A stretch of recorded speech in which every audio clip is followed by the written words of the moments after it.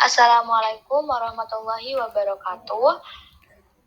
Perkenalkan, nama saya Aisyah Mamlu Aturido dari kelas A4 Program Studi Pendidikan Agama Islam dengan NIM 25210100143. Di sini saya akan menjelaskan tentang nilai-nilai Pancasila, yaitu nilai persatuan, nilai kerakyatan, dan nilai keadilan sosial. Sebelum saya membahas tentang nilai-nilai Pancasila, saya akan membacakan latar belakang terlebih dahulu dari materi yang saya bawakan.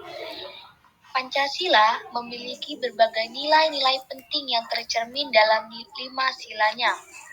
Dan nilai-nilai inilah yang berperan besar dalam perjuangan bangsa Indonesia untuk meraih kemerdekaan.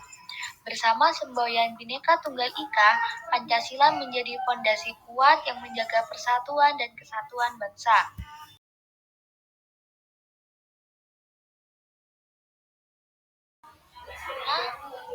Saya akan menjelaskan tentang nilai persatuan. Nilai persatuan dalam sila ketiga Pancasila menegaskan bahwa bangsa Indonesia, walaupun terdiri atas beragam suku, agama, budaya, bahasa, dan wilayah, tetap memiliki kewajiban untuk menjaga keutuhan sebagai satu bangsa dan satu tanah air. Dalam konteks keberagaman budaya nasional, prinsip seperti nasionalisme, toleransi, serta sikap saling menghormati dan menghargai perbedaan pendapat.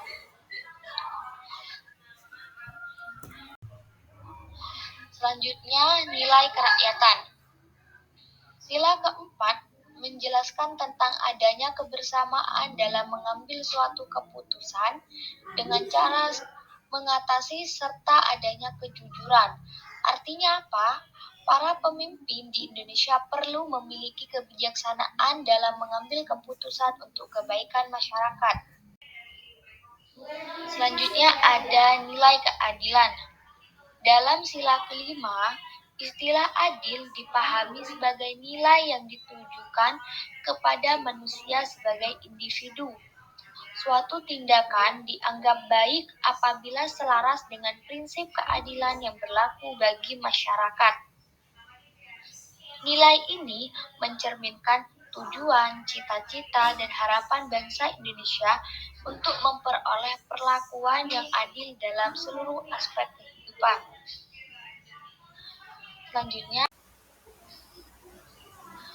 Selanjutnya, apa sih penerapan nilai Pancasila dalam kehidupan sehari-hari?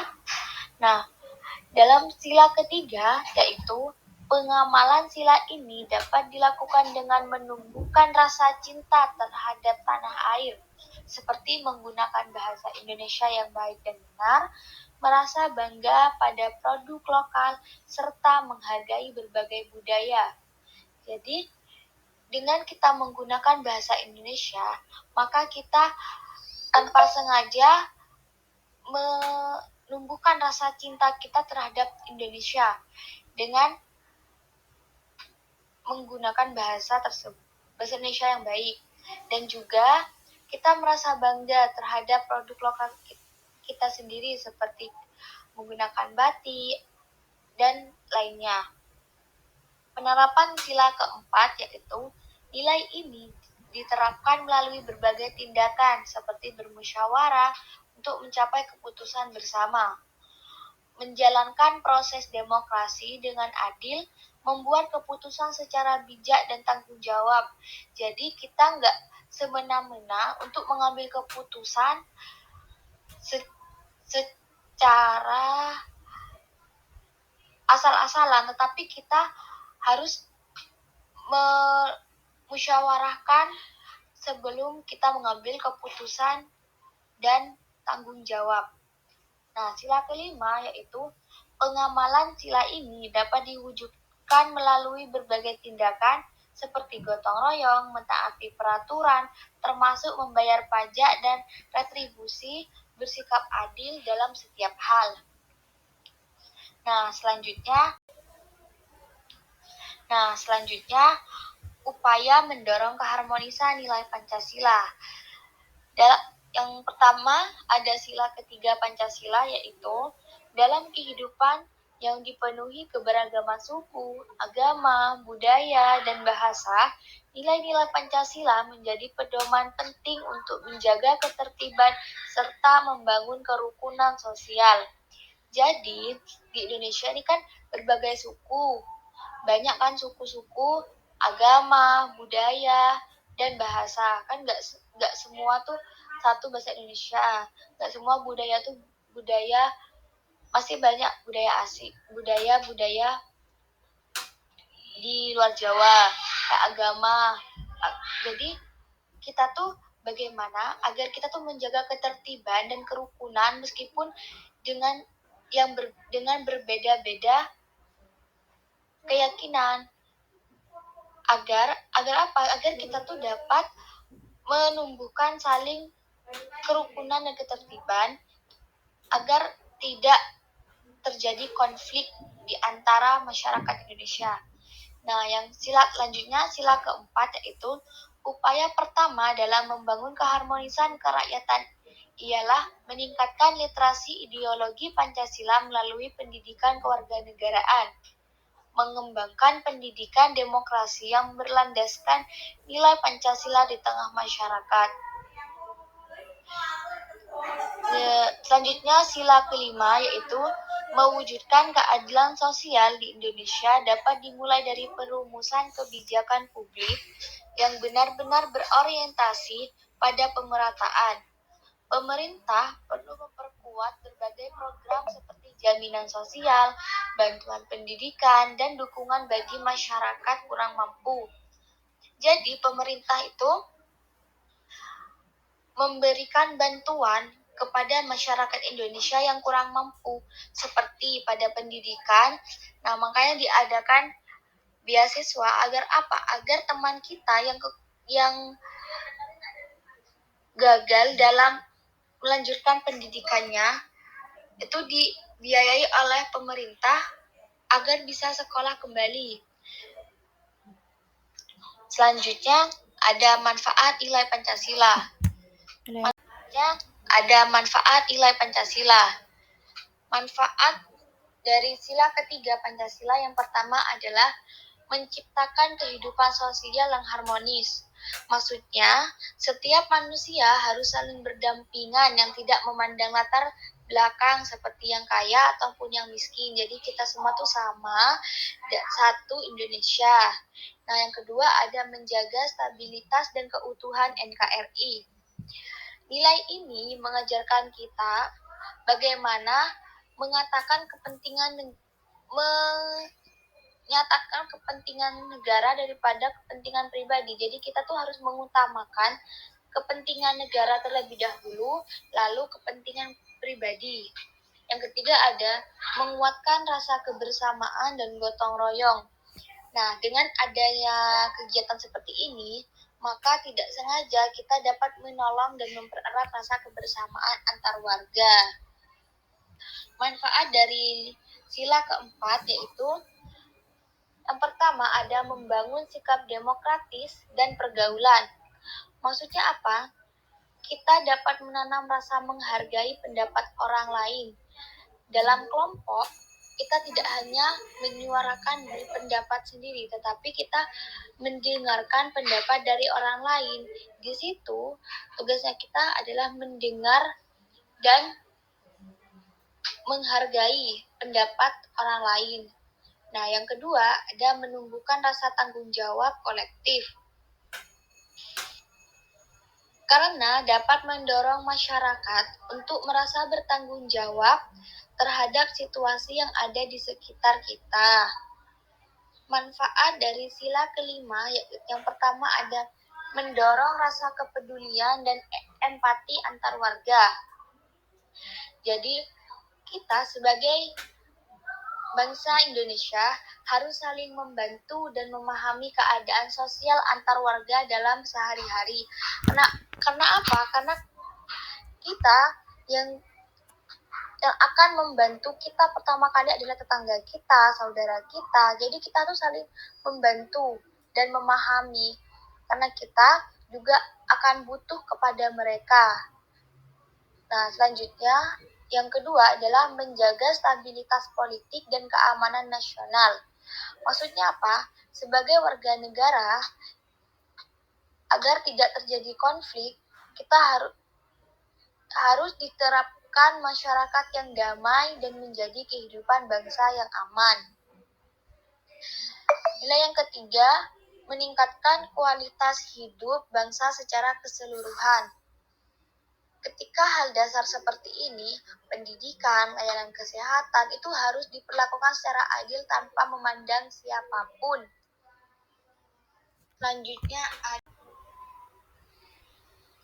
Selanjutnya ada tantangan nilai Pancasila. Tantangan dari sila ketiga yang pertama itu adalah tantangan global. Yang kedua ada tantangan pluralitas etnis, agama, dan budaya. Nah, di Indonesia dengan berbeda-beda agama seperti Islam, Kristen, Katolik, dan yang lain harus bisa bagaimana caranya agar menyatukan perbedaan tersebut dengan menyatukan keberagaman agar tetap menjadi kekuatan yang utuh dan kerukunan yang utuh antar warga rakyat Indonesia dan tidak menimbulkan konflik. Tantangan sila keempat, yang pertama ada partisipasi politik rakyat yang rendah. Jadi masih banyak kita lihat orang ketika mengambil keputusan itu secara asal. Contohnya pada pemilihan umum. Nah, banyak kan orang-orang di luar sana tuh yang kebingungan antara milih si A atau si B karena si A sudah membantu kita dan si B misal adalah saudara kita. Nah, kita bingung nih. Jadi kita pilih dua-duanya aja gitu. Nah, dari itu dapat menyebabkan keputusan yang tidak layak atau tidak sah. Yang kedua ada dominasi kelompok elit atau golongan. Maksudnya seperti suara rakyat yang diabaikan oleh Dewan Perwakilan Rakyat, padahal rakyat yang membutuhkan hak mereka tetapi tidak diberikan. Yang ketiga ada tantangan pluralisme politik di Indonesia. Negara telah memberikan dua saluran kepada rakyat agar lebih mudah untuk menyalurkan suaranya. Yang pertama ada partai politik dan non-partai politik. Selanjutnya ada tantangan sila kelima. Yang pertama ada arus globalisasi. Nah, kemajuan ini dapat menyebabkan lemahnya nilai gotong royong, tanggung jawab, serta solidaritas. Yang kedua, ada ketimpangan sosial ekonomi dan kesenjangan yang terjadi di masyarakat. Nah, kita tahu bahwa di mana-mana sekarang yang merajalela itu adalah korupsi. Nah, karena adanya korupsi ini, maka